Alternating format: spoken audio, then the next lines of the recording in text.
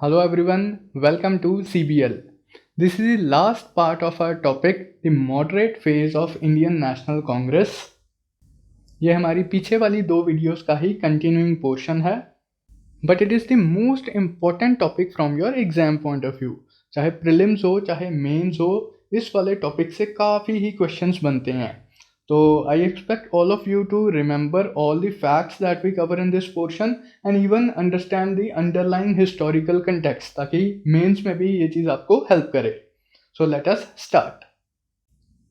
Last में हम अब आते हैं अचीवमेंट्स ऑफ मॉडरेट्स पे कि what were the achievements of the moderates, to what extent उन्होंने ये जो डिमांड्स रखी थी सरकार के सामने, were they able to achieve these demands. तो हम ऑब्जेक्टिव्स के साथ एसोसिएट करते हैं उनके अचीवमेंट्स को. सबसे पहला ऑब्जेक्टिव था नेशनल यूनिटी को प्रमोट करना एंड पॉलिटिकल प्लेटफॉर्म प्रोवाइड करना इंडियंस को.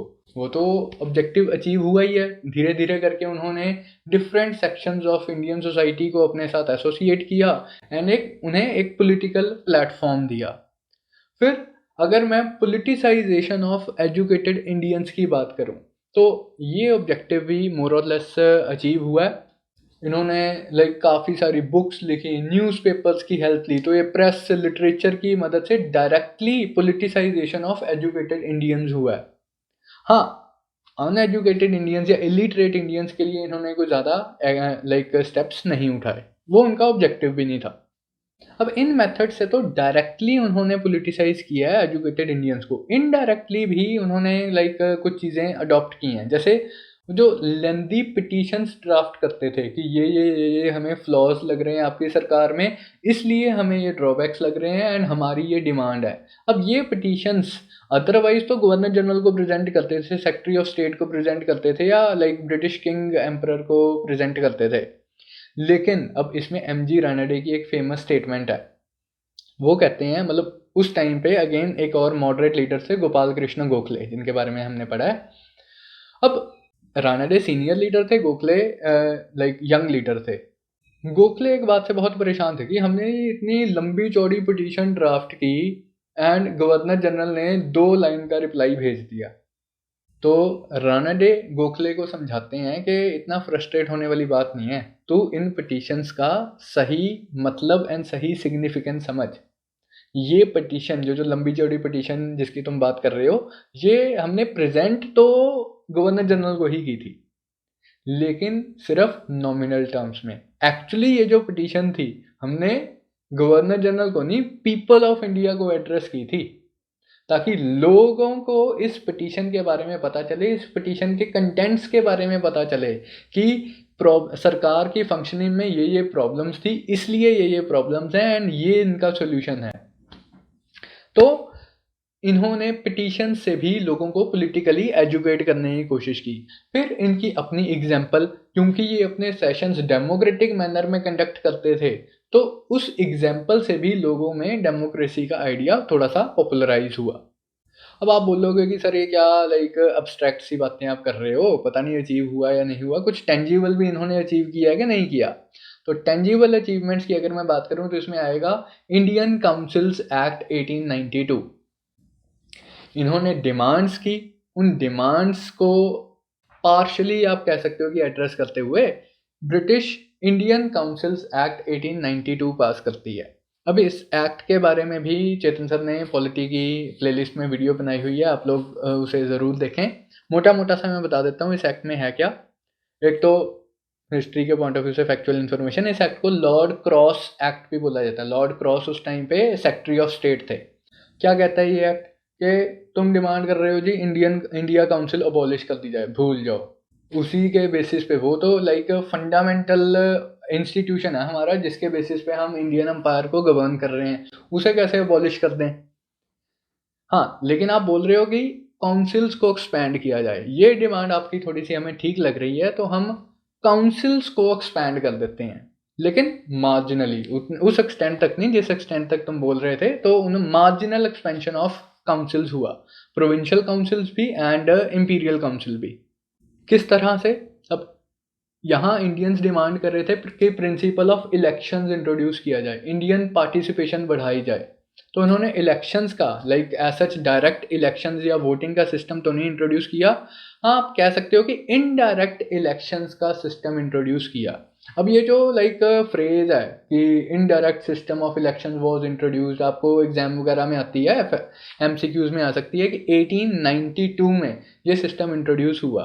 लेकिन ये भी लाइक कहने की ही बात थी, इनडायरेक्ट इलेक्शन रियल मैनर में इनडायरेक्ट इलेक्शन नहीं थी, क्योंकि मतलब सिस्टम एक्चुअली था क्या कि प्रोविंशियल लेजिस्लेटिव काउंसिल्स हैं या बंगाल चैम्बर ऑफ कॉमर्स है, ये कुछ मेंबर्स, ये कुछ लाइक नाम नॉमिनेट करेगा in the imperial legislative council कि सेंटर पे कौन मेंबर बनेगा, इसकी नॉमिनेशन आएगी प्रोविंशियल लेवल से या बंगाल चैम्बर ऑफ कॉमर्स से। लेकिन ध्यान देने की बात है, नॉमिनेशन, एक्चुअल इलेक्शन नहीं कि लाइक बंगाल वाला प्रोविंशियल लेजिस्लेटिव काउंसिल इलेक्ट करके भेजेगी एक बंदा in the imperial legislative council, ऐसा नहीं हो रहा। बंगाल वाला प्रोविंशियल लेजिस्लेटिव काउंसिल नॉमिनेट कर रहा है, फिर गवर्नर जनरल उन नेम्स में से चूज कर लेगा जो उसे पसंद आएगा। लेकिन लाइक आप मोटा मोटा कह सकते हो कि इनडायरेक्ट इलेक्शन का सिस्टम इंट्रोड्यूस हुआ इंपीरियल लेजिस्लेटिव काउंसिल वाले लेवल पे भी एंड प्रोविंशियल लेजिस्लेटिव काउंसिल वाले लेवल पे भी। प्रोविंशियल लेजिस्लेटिव काउंसिल में कौन नॉमिनेट करेगा, इसमें लोकल बॉडीज करेंगी। वो डिमांड कर रहे थे कि लोकल बॉडीज को कुछ पावर दो, तो ये कहते हैं कि अच्छा लोकल बॉडीज आपके म्यूनिसिपैलिटीज, डिस्ट्रिक्ट बोर्ड्स या फिर यूनिवर्सिटी बोर्ड्स, ये नॉमिनेट करेंगे members in the provincial legislative council, provincial legislative council वाले नॉमिनेट करेंगे member in the imperial legislative council. Selection governor या गवर्नर जनरल ही करेगा। फिर बजट की बहुत इंपॉर्टेंट डिमांड थी, तो एक्ट क्या कहता है, ये एक्ट कहता है कि बजट डिस्कस तो हो सकता है लेकिन बजट के ऊपर कोई वोटिंग नहीं होगी। कहीं तुम सोच रहे हो कि लाइक काउंसिल में हम वोट करेंगे कि इस चीज़ के ऊपर सरकार खर्चा ना करे, इस चीज़ के ऊपर सरकार इतना खर्चा करे, ये सब नहीं हो रहा। हम तुम्हें बता देंगे कि अच्छा इतना खर्चा हमने मिलिट्री पे किया, इतना खर्चा हमने कैनाल्स बनाने पे किया, इतना खर्चा हमने एडमिनिस्ट्रेशन पे किया and such like things. Then what about governor generals executive council, उसमें अभी कोई चेंज नहीं हुआ है, कोई इंडियन मेंबर इंट्रोड्यूस नहीं हुआ है, वैसे की वैसे ही चल रही है, ऑल ब्रिटिश। तो हम देख रहे हैं कि इस एक्ट ने मॉडरेट्स की काफ़ी डिमांड्स को इन प्रिंसिपल एड्रेस किया, सब्सटेंशियली नहीं, लाइक इन टोटो नहीं, लेकिन प्रिंसिपली उन्होंने कुछ लाइक डिमांड्स को, काफ़ी डिमांड्स को एड्रेस किया कि इंडियनाइजेशन ऑफ काउंसिल कर दी, एक्सपेंशन ऑफ काउंसिल कर दी, लोकल बॉडीज़ को पावर्स दे दी। तो इस एक्ट के ज़रिए काफ़ी सारे इंडियंस, जैसे गोखले जैसे लोग, गोपाल कृष्ण गोखले जैसे लोग इंडियन काउंसिल्स का पार्ट बनते हैं, लेजिस्लेचर का पार्ट बनते हैं एंड गवर्नमेंट की फंक्शनिंग को अंदर से समझते हैं। तो that was the achievement of moderates. Last हम आते हैं on the star achievement of the moderates. अगर आपसे पूछा जाए कि मॉडरेट्स की एक अचीवमेंट बताओ, तो this is what you are going to tell. वो याद है हमने लास्ट ऑब्जेक्टिव किया था, फंडामेंटल ऑब्जेक्टिव किया था कि कलोनियलिज्म की रियल नेचर को समझना। अगर हम उसकी रियल नेचर को समझेंगे तभी तो हम कलोनियलिज्म को अपोज कर पाएंगे। तो in this context was the most important achievement of moderates कि मॉडरेट लीडर्स कलोनियलिज्म का इकोनॉमिक क्रिटिक लिखते हैं, कलोनियलिज्म की नेचर को समझ के उसकी रियल एक्सप्लॉयटेटिव नेचर को एक्सपोज करते हैं, उनके खुद के सामने भी एंड इंडियन लोगों के सामने भी। अब ब्रिटिश कह रहे हैं कि जी हमारा रूल तो एग्जिस्ट ही इंडिया को मॉडर्नाइज एंड सिविलाइज करने के लिए एग्जिस्ट करता है, हमारा अपना कोई बेनिफिट नहीं है, हम तुम्हारे बेनिफिट के लिए तुम्हारी कंट्री को एडमिनिस्टर कर रहे हैं अपने घर से इतनी दूर। किसका दिल करता है कि अपना घर छोड़ के इतनी दूर जाए। So that was the moral claim of the British Raj. Now let's see if this claim is true. अब इस कंटेक्स्ट में 3 मॉडरेट लीडर्स के आप नाम याद रखोगे। पहले तो इकोनॉमिक क्रिटिक ऑफ कलोनियलिज्म के कंटेक्स्ट में एक तो Dada Bhai Nehru ji, the grand old man of India, इनकी फेमस बुक जिसका हम रेफरेंस ले चुके हैं, poverty and un British rule in India. दूसरा नाम आप याद रखेंगे जस्टिस MG रनडे, इनकी बुक थी एसेज ऑन इंडियन इकोनॉमिक्स। तीसरा बहुत इंपॉर्टेंट नाम आप याद रखेंगे RC दत्त, रमेश चंद्र दत्त, इनकी बुक थी the economic history of India. इन तीनों बंदों ने अपनी रिस्पेक्टिव बुक्स में कॉलोनियलिज्म की एक्सप्लॉयटेटिव कैरेक्टर को एक्सपोज किया है। अब इस रियल नेचर को एक्सपोज करने के लिए वो बहुत बेसिक से क्वेश्चंस पूछते हैं, मतलब बहुत से बेसिक क्वेश्चंस के आंसर्स ढूंढते हैं। वो क्या क्वेश्चन थे कि what is the real purpose of the British rule in India. तो अल्टीमेटली ये इस आंसर पे पहुंचते हैं कि बेसिक पर्पस तो जी इनका था इकोनॉमिक। कोई ये बेनिफिट के लिए नहीं आए हैं, ये सब हैं बातें, मैनू पता सब लारे आ, ये तो सब मतलब बातें चल रही हैं। रियल पर्पस तो इनका है इकोनॉमिक एक्सप्लॉयटेशन के चक्कर में ये इंडिया आए हैं कि इंडिया को हम एज अ कॉलोनी मेंटेन करेंगे होम कंट्री की बेनिफिट के लिए।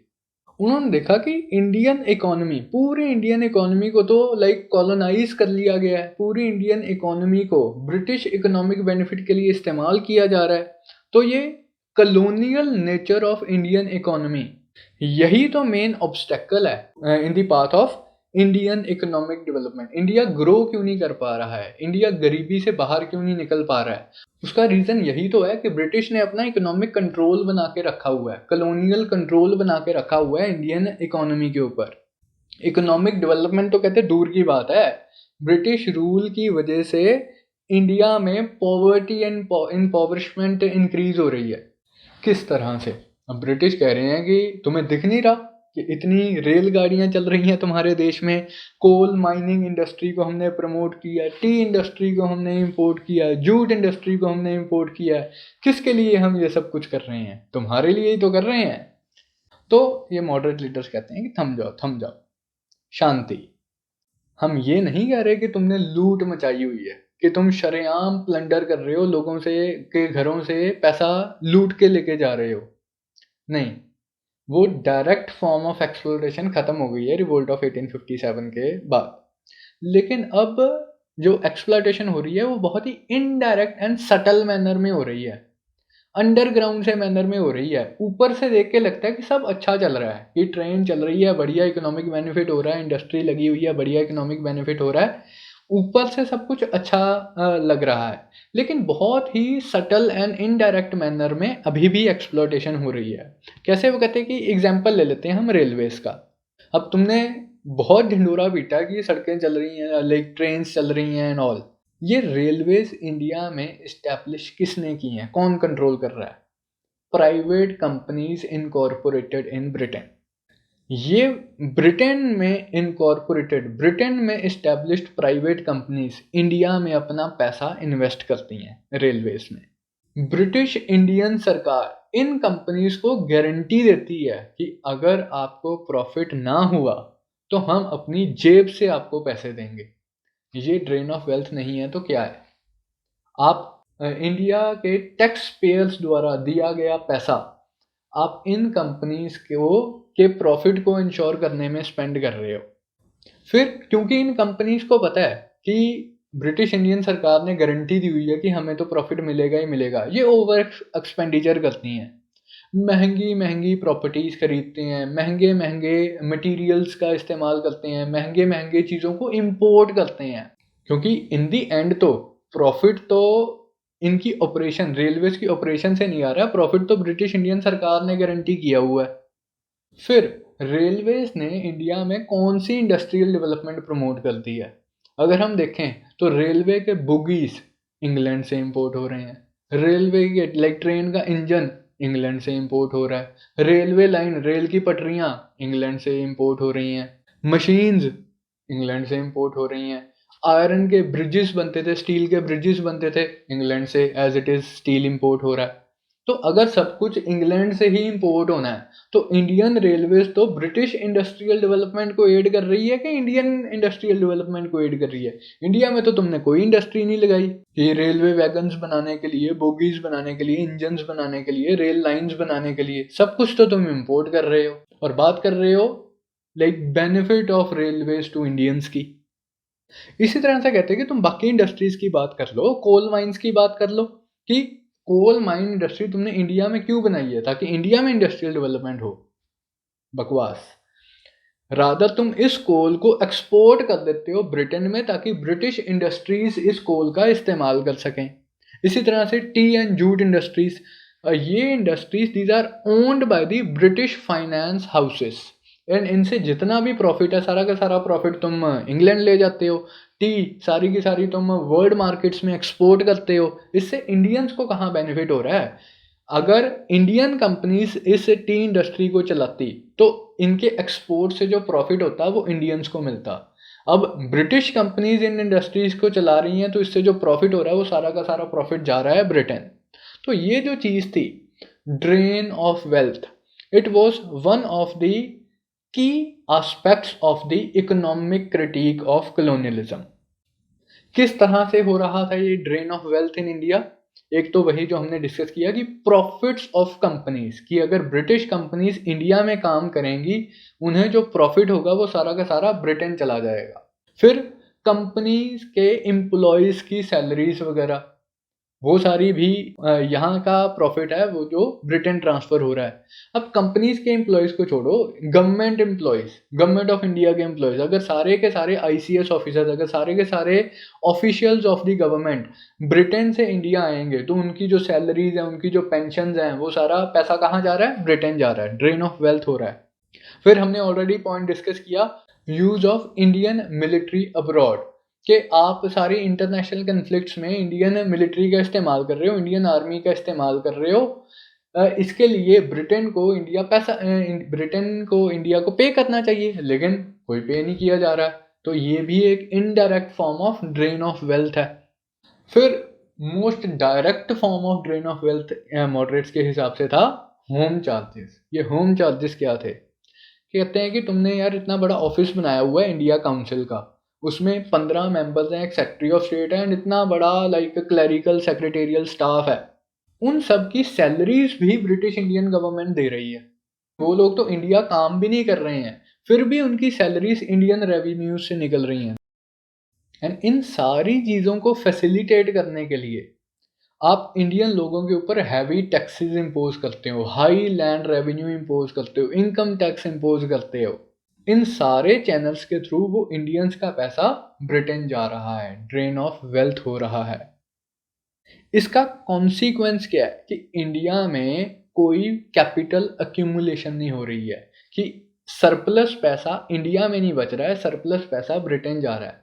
अगर यही सरप्लस पैसा इंडिया में बचता तो इस पैसे को फर्दर इन्वेस्ट किया जा सकता था इंडियन इकोनॉमिक डेवलपमेंट में। इससे हेल्थ स्कीम्स चलाई जा सकती थी, लोगों को पॉवर्टी से निकाला जा सकता था, इंडस्ट्रीज लगाई जा सकती थी। लेकिन ये सारा पैसा इंडिया में एग्जिस्ट ही नहीं करता है क्योंकि आप लोग ब्रिटेन ले गए हो, ब्रिटेन ड्रेन कर दिया गया ये पैसा। तो ये थी इकोनॉमिक क्रिटिक ऑफ कॉलोनियलिज्म। अब इस इकोनॉमिक्स को हम हिस्ट्री की क्लास में क्यों पढ़ रहे हैं?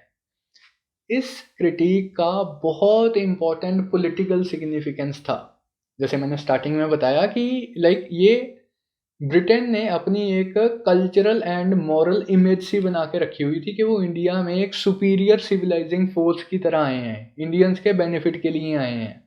इस क्रिटिक ऑफ कॉलोनियलिज्म ने क्या किया, इस इकोनॉमिक क्रिटिक ऑफ कॉलोनियलिज्म ने क्या किया कि इंडियन पॉवर्टी को ब्रिटिश कॉलोनियलिज्म के साथ डायरेक्टली लिंक कर दिया कि कॉलोनियलिज्म की वजह से तरक्की तो दूर, इंडिया में गरीबी आ रही है, इंडिया में इम्पोवरिशमेंट हो रही है। And by linking Indian poverty to British colonialism, moderates क्या कर रहे थे? They were trying to erode the moral authority of the Raj, moral legitimacy of Raj को चैलेंज कर रहे थे। अब हमें यहाँ पे एक चीज़ समझनी चाहिए कि कोई भी रिजीम है, कोई भी राज है, ये तब तक ही सिक्योर है जब तक लोग उसके बेनिफिशियल नेचर में यकीन रखते हैं, उसके बेनोवलेंट कैरेक्टर में यकीन रखते हैं।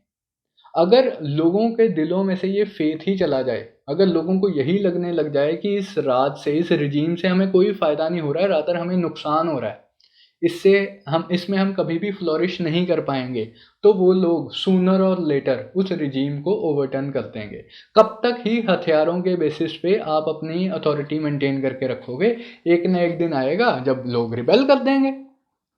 तो इस इकोनॉमिक क्रिटिक ऑफ नेशनलिज्म ने क्या किया कि लोगों के मन में ब्रिटिश रूल के खिलाफ एंगर जनरेट किया, लोगों के सामने ब्रिटिश रूल को एक्सपोज किया।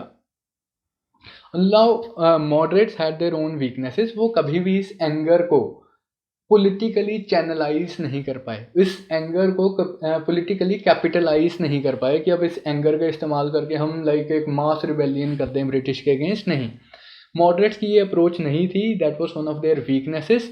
इट टुक, जैसे कि मैंने पहले बताया कि डिफरेंट सेट ऑफ लीडर्स जिन्होंने मासिस के एंगर का इस्तेमाल करके एंटी कॉलोनियल रेजिस्टेंस क्रिएट की। तो दैट वाज एक्सट्रीमिस्ट, जिनके बारे में हम नेक्स्ट वीडियो में पढ़ेंगे। That was all about moderates. इस वीडियो में हमने working of the early Congress देखा, जिसमें हमने कुछ पहले तो लीडर्स के बारे में देखा, देन हमने ऑब्जेक्टिव्स ऑफ अर्ली कांग्रेस देखे, उनके मेन डिमांड्स क्या थी, किन मेथड्स के थ्रू मॉडरेट लीडर्स ने उन डिमांड्स को एड्रेस करवाने की कोशिश की, and to what extent they were successful, इनके अचीवमेंट्स क्या थे। तो I hope you would have liked the video, थोड़ा सा लंबा हो गया video. In the next video we are going to cover the extremist phase of the Congress politics. That's all from my side. Thank you.